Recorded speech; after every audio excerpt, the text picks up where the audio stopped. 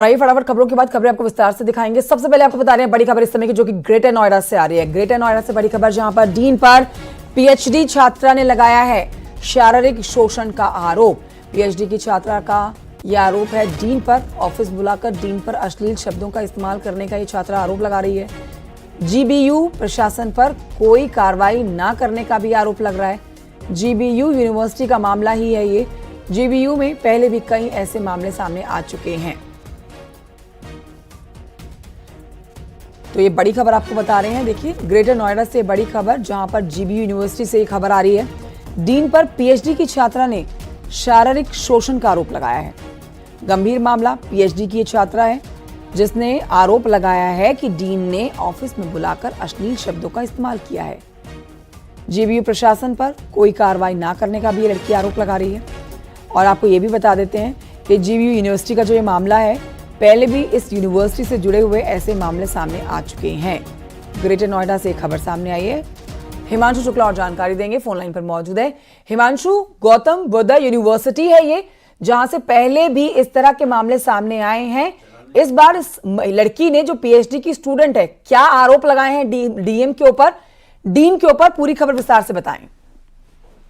बिल्कुल, देखिए आपको बता दें, ये गौतम बुद्ध यूनिवर्सिटी ग्रेटर नोएडा का पूरा प्रकरण है, जहां पर एक पीएचडी की छात्रा ने गंभीर आरोप लगाए हैं डीन पर और उस पर अश्लील टिप्पणी, शारीरिक शोषण के आरोप लगे हैं। फिलहाल ये आरोप ये भी लगाए गए थे कि अब तक पिछले 1.5 महीने में कोई कार्रवाई नहीं की गई है, लिहाजा जो यूजीसी है नई दिल्ली, उसको, उसके अध्यक्ष को शिकायत दी गई है। फिलहाल जो मैनेजमेंट है जीबीयू का, उसकी तरफ से ये जानकारी दी गई है कि इंटरनल कमेटी होती है आईएसीसी, उस पर जांच करवाई जा रही है और जांच मिलने पर कार्रवाई की जाएगी। लेकिन फिलहाल सोशल मीडिया प्लेटफॉर्म पर पीड़िता की सिस्टर, जो बहन है, वो लगातार आरोप लगा रही है कि डीन को बचाने की कोशिश की जा रही है और इसी को लेकर उसने यूजीसी को पत्र भी लिखा है। फिलहाल देखना होगा कि क्या कार्रवाई होगी, लेकिन पूर्व में भी इस तरीके के मामले सामने आए हैं।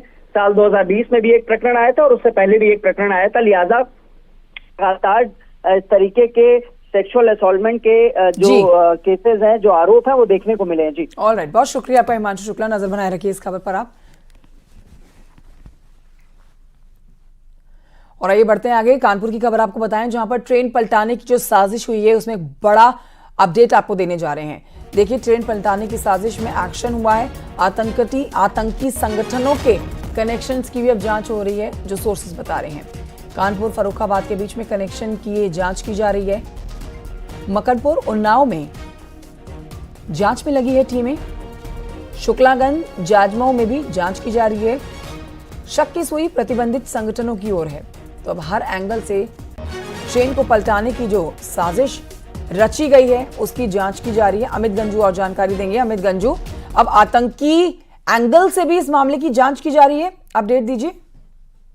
देखिए कंचन जी, मैं आपको बताना चाहूंगा, टेरर एंगल पर पहले दिन से ही टीम लगी हुई थी। अगर बात की जाए एटीएस, आईबी, क्राइम ब्रांच, स्वाट टीम, इसके अलावा एसटीएफ और रेलवे पुलिस, जीआरपी एक साथ ऑपरेशन में इसमें काम कर रहे हैं। अगर बात की जाए एटीएस के सोर्सेज की, तो कानपुर से लेकर फर्रुखाबाद के बीच में 8 ऐसी मजारें पड़ती हैं जिन पर अब एटीएस ने पैनी नजर बनाई है। जमातियों पर भी पैनी नजर है।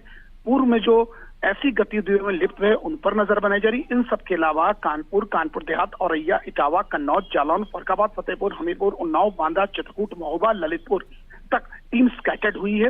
इसके अलावा कानपुर के जाजमऊ की बात करें, हम मकनपुर की बात करें, या बात करें उन्नाव के शुक्लागंज, इन जगह एटीएस की जो अपनी इंटेलिजेंस की टीम है, इसने डेरा डाला हुआ है। क्योंकि जिस प्रकार से जो फीडबैक मिल रहा है, जो इनपुट मिल रहा है, इसमें कहीं ना कहीं तारों को जोड़ने का प्रयास किया जा रहा है। जहां एक और पुलिस और एसटीएफ मुंडेरा गांव से लेकर आसपास के कई गांव को लोकल कनेक्शन को खंगाल रही है, तो वहीं एटीएस इसकी जड़ तक जाने का प्रयास कर रही है, क्योंकि ये इतना गंभीर मामला था। हालांकि इसमें किसी की डेथ नहीं हुई, कोई जान माल की हानि नहीं, मगर एटीएस एक एक बिंदु पर काम कर रहा है और अपनी रिपोर्ट को इतना गोपनीय रख रहा है कि ये किसी चीज से डिस्क्लोज नहीं हो जा रहा है। लेकिन सूत्र बताते हैं कि युद्ध स्तर पर काम चल रहा है और हर एंगल पर अलग अलग एजेंसीज काम कर रही हैं। अमित गंजू, बहुत शुक्रिया आपका जानकारी के लिए। आतंकी संगठन, अब देखिए जिस तरह से टीमें बनाई गई हैं, वो अलग अलग टीमें आतंकी एंगल से शुरू से ही जो जांच कर रही है, अब और तेजी से इस मामले की जांच की जा रही है।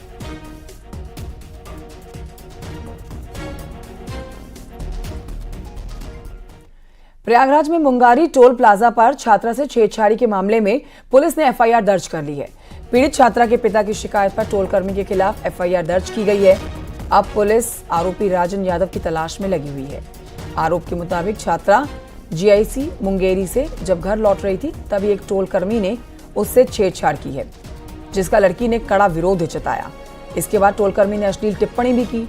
नाराज छात्रा टोल कर्मी से भिड़ गई। छात्रा ने अपनी जूती निकालकर टोल कर्मी को दौड़ा दिया। क्षेत्र में तहरीर दी गई कि दिनांक 10/9/2024 को उनकी पुत्री जीआईसी इंटर कॉलेज मुंगारी से वापस अपने घर आ रही थी। तभी मुंगारी टोल पर एक टोल कर्मी द्वारा उनकी पुत्री को गलत नियत से टाटा किया गया। इस पर उनकी पुत्री द्वारा आपत्ति प्रकट की गई तो उक्त टोल कर्मी ने अश्लील टिप्पणी करते हुए टोल का खिड़की व दरवाज़ा बंद कर दिया। उक्त तहरीर पर आज थाना औद्योगिक क्षेत्र में सुसंगत धाराओं में टोल कर्मी के विरुद्ध अभियोग पंजीकृत किया गया है व इसमें अग्रिम वैधानिक कार्रवाई की जा रही है। बढ़ते आगे बलिया की खबर आपको बताएं, जहां पर सीएमओ ने फिल्मी स्टाइल में देर रात जिला अस्पताल पर छापा मारा है। मुंह को गमछे से ढककर जिला अस्पताल में एंट्री मारी है पहले, फिर डॉक्टर को बाहर दवा लिखते पकड़ा है। बाहर की दवा लिखने पर उन्होंने डॉक्टर को फटकारा भी है। अस्पताल में डॉक्टर को दवा देने के निर्देश दिए गए हैं। दोबारा ऐसा करने पर कड़ी कार्रवाई की भी चेतावनी दे डाली है इनकी तरफ से। सीएमओ ने वार्डों का निरीक्षण किया है, मरीजों का हालचाल जाना है।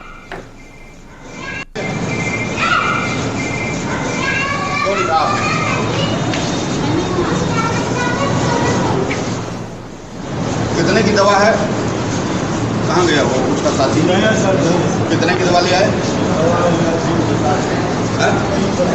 360 की दवा ये लेके आए हैं। इसमें डाइजीन है।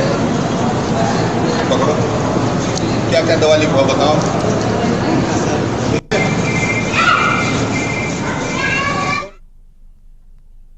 इंस्पेक्शन करने के बावजूद भी, आधी रात को भी इंस्पेक्शन करने के बावजूद भी रेगुलर शिकायतें प्राप्त हो रही हैं कि इमरजेंसी में दवाओं को बाहर से लिखा जाता है, जिसकी कीमत 400 से 800 रुपये होती है। हर मरीज को प्रयास करके लिखा जाता है, वहीं पर लगा के फिर वार्ड में शिफ्ट किया जाता है। इसी का सत्यापन करने के लिए हम स्कूटी से जिला चिकित्सालय इतने समय पहुंचे। गुणवत्तापूर्ण दवाओं की उपलब्धता के बावजूद भी कुछ चिकित्सक बाहर से दवा प्रिस्क्राइब करने का मोह नहीं छोड़ पा रहे थे। इसी के सत्यापन के लिए मैं वहां पहुंचा था। इस दौरान कुछ कमियां आपको प्रकाश में आई? वार्ड में तो सब सही मिला, एक भी दवा बाहर से नहीं ली जा रही थी। डॉक्टर्स भी थे, स्टाफ भी थे, ड्यूटी पर दे भी रहे थे दवा। लेकिन इमरजेंसी में यस चिकित्सक के द्वारा लिखी गई कुछ पर्चियां मिली जिन पे दवाएं बाहर से मंगाई गई थी। वहीं सहारनपुर में होटल कर्मचारी की घिनौनी हरकत सामने आई है। यहां रोटी पर थूक लगाकर तंदूर में रोटी को सेकने का वीडियो सोशल मीडिया पर वायरल हो रहा है। दिखाएंगे आपको वीडियो। ये देखिए वही वीडियो आपके सामने है जो ये लड़का थूक लगाकर तंदूर के अंदर रोटियां बना रहा है। वीडियो छुटमलपुर कस्बे के अपना दस्तरखान नामक ये होटल है, यहाँ का बताया जा रहा है। वीडियो सामने आने के बाद ये मामला पुलिस तक पहुंचा है। पुलिस पूरे मामले की वीडियो के आधार पर कार्रवाई कर रही है। हालांकि आरोपी लड़के को हिरासत में ले लिया गया है, लेकिन लड़के के नाबालिग होने के चलते उसे थाने में जमानत मिल गई है। आगे की कार्रवाई की जा रही है। होटल मालिक तक अब पुलिस पहुंच रही है, जिसके लिए कार्रवाई शुरू कर दी गई है।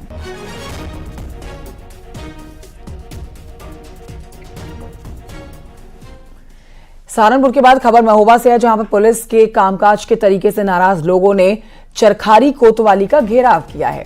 इनका कहना है कि पुलिस सीसीटीवी फुटेज को दरकिनार करके उचित धाराओं में केस दर्ज नहीं कर रही है। पुलिस ने गैर इरादतन हत्या का केस दर्ज किया है। नाराज परिजनों और व्यापारियों ने देर रात कोतवाली का घेराव करके हत्या का मुकदमा दर्ज करने की मांग की है। आपको यहाँ जानकारी दे देते हैं कि चरखारी कोतवाली क्षेत्र के मजरिया मोहाल में 2 दिन पहले घर के बाहर व्यापारी की गोली मारकर हत्या कर दी गई थी।